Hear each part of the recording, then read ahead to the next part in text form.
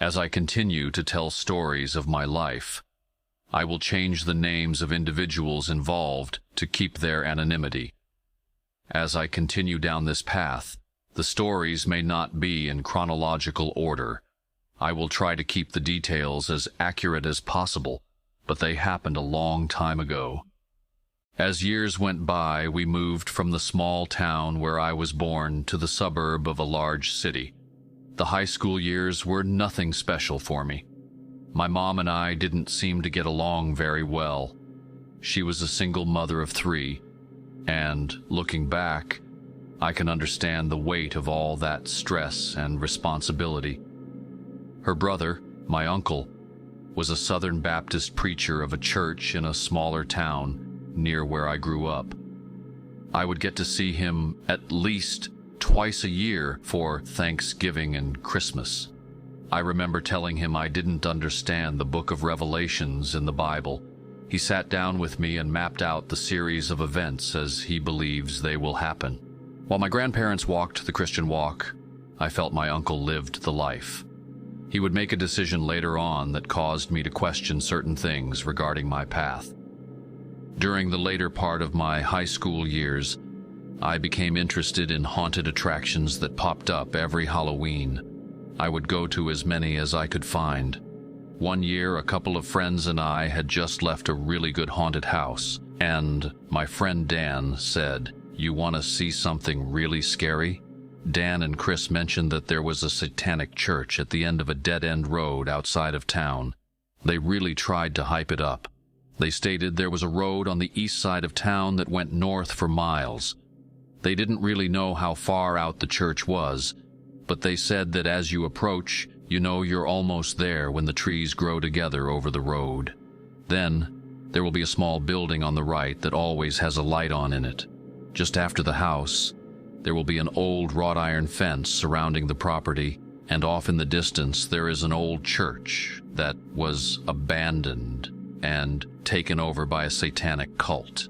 Now, of course, I did not believe a word they said. I knew those guys for 8 years and never heard a word about that place. So I said, sure, let's go. After about a 40-minute drive, we were on a road in the middle of nowhere. It had to be after midnight and there were no houses around at all. Then all of a sudden there were trees on both sides of the road, and they grew so large that they actually touched each other over the road. It was like driving through a tunnel. Then, after a mile or so, there was the little building with a light on, just like they said. Next was the wrought iron fence that appeared on both sides of the road. The fence led up to an open gate with an arch over it.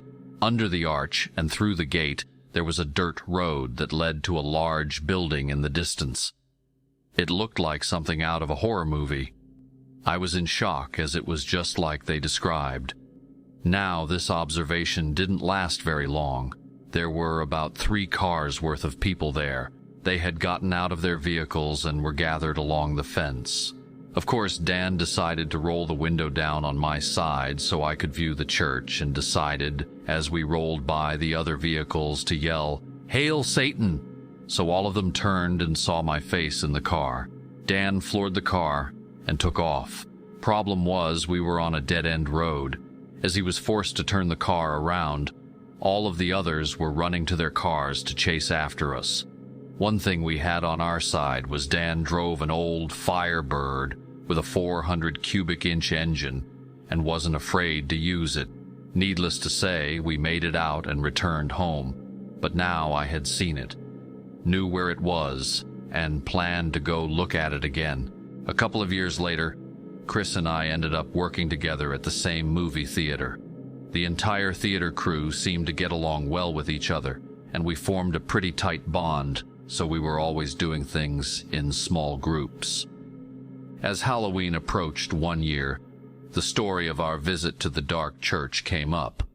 Of course, we told the story in such a dramatic fashion that other teammates wanted to go see it. Chris mentioned that he heard that the church had caught fire, burned down, and there was nothing left to see. Well, too late. We had hyped this place up so much that everyone wanted to go look at it anyway. So after we got off work at midnight, we decided to make the trip once more. This time, we were the group of 2 or 3 cars full of teenagers that were on the way to visit the dark church. As we approached, everything was still the same. The trees grew over the road, encapsulating us in a tunnel of darkness. The little building with the light on was still there. The wrought iron fence led up to the archway, which created the entrance to the dirt road, which led to nothing but an empty field. Sure enough, the dark church was gone. We thought that even if it had caught fire, there may have been a burnt building standing there. Nope, nothing. It had been completely cleared away. Well, after telling the story that created the hype around this trip, there was nothing left to do but get out of our car and go see where the church had once stood. We exited our vehicles and, together, began the journey up the old dirt road. Keep in mind, this is in the country without any streetlights. If you have never been out in the country away from the city at night, understand that it gets dark. Cell phones weren't around back then, and only one person in the group was smart enough to bring a flashlight. So, he became our fearless leader as we began our journey. The road, which was actually just a driveway, was about 200 yards. However, since we couldn't see anything, it was a bit treacherous. Nature had begun to reclaim the driveway, and holes or patches of thick grass on the path would catch one of us off guard and we would trip. This was a bit funny because we were all huddled together so close that when one person started to fall, we almost became like pins at a bowling alley. Eventually, we arrived where the building once stood. All that was left was the concrete pad, but upon further inspection, we could see writing on the floor. As we navigated from what would have been the different rooms, we could see symbols and phrases that appeared to be related to satanic worship. There were some piles of burnt stuff here and there, which led me to believe that people had returned to this place after it was destroyed. Looking back, I guess this was the first time that I saw evidence of people that had made the decision to worship evil. But why? Was this serious or just a joke? Maybe it was just kids playing around like my friends did with the Ouija board when I was younger. However, the markings on the ground were unlike anything I had seen before. Words that I would never have spoken were written in that place. The thoughts would sit in the back of my mind for years. Quick update. Only one family member knows I am making these videos.